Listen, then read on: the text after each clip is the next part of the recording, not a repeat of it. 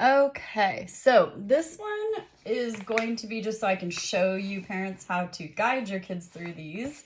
I'm not going to go over any more of them than this particular one that we're doing today.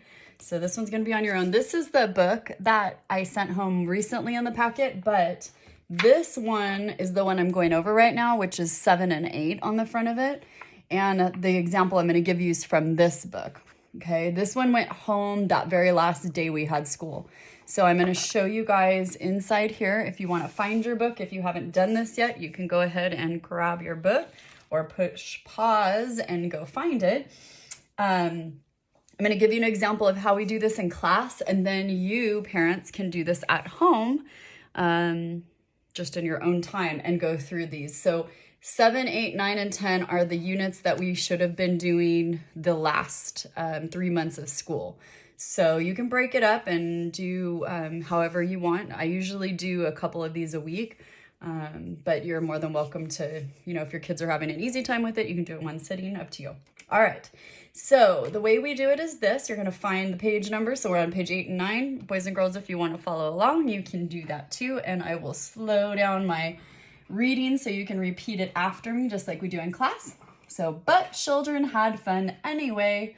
That is the title. Go ahead, your turn. But children had fun anyway. 200 years ago or more, you could not buy toys in a store. Not one computer game to play, but children had fun anyway. Boys and girls would play pretend and hide and seek games with a friend. They often made their own toys too, from sacks and stones a stick or two. A doll, a ball, a rolling hoop, a stick horse pail, and little scoop. Not one computer game to play, but children had fun anyway.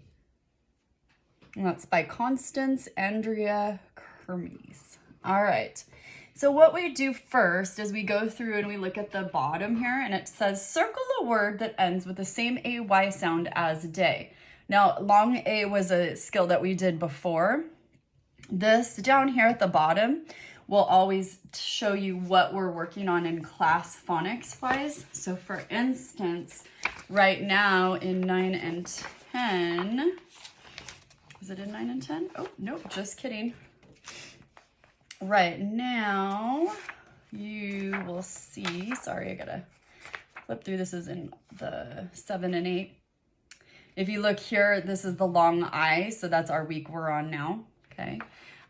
So you can see this phonics skills that go through the story. So looking for long A that sounds like day. Long A that sounds like day.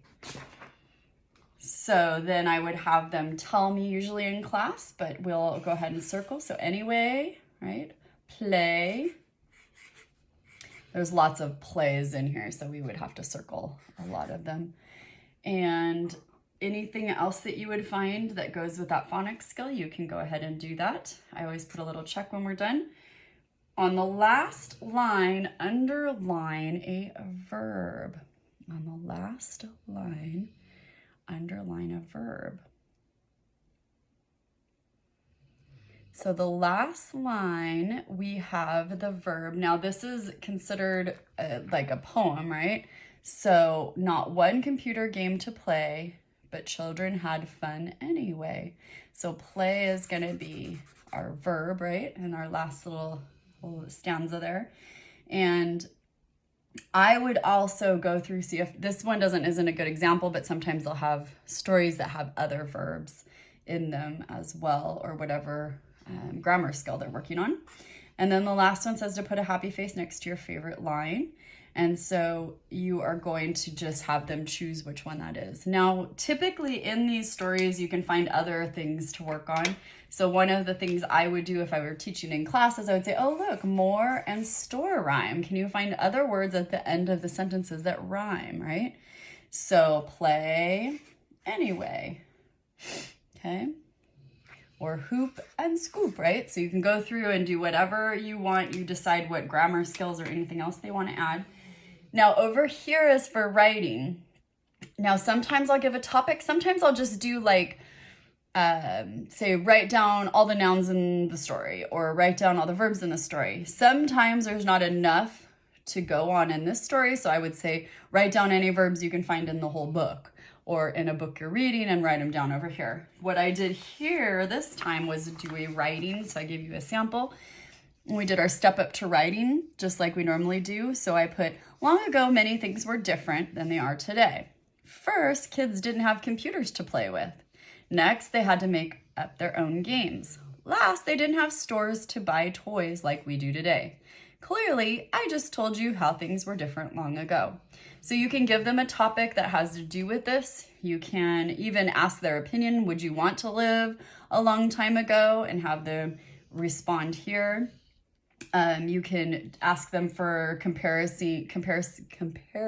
I can't even talk today, comparing what's like from long ago and then what is it like today. Okay, so we didn't have like a TV back then, right? Or we didn't have computers, so what did they do? What are different things that they had instead? We're gonna be doing a whole unit on long ago and today, and we'll be starting that in June when we come back from our off-track time, but this is just a good little segue into it. So do any of these you want. I'm not gonna be showing you these again. So again, you do 9 and 10, do 7 and 8, 9 and 10. These are things you can take pictures of and then send them my way showing me you did them so that I can mark them off for you. There is no assignment specifically on this. Just get through a couple a week before the end of June. All right, thanks.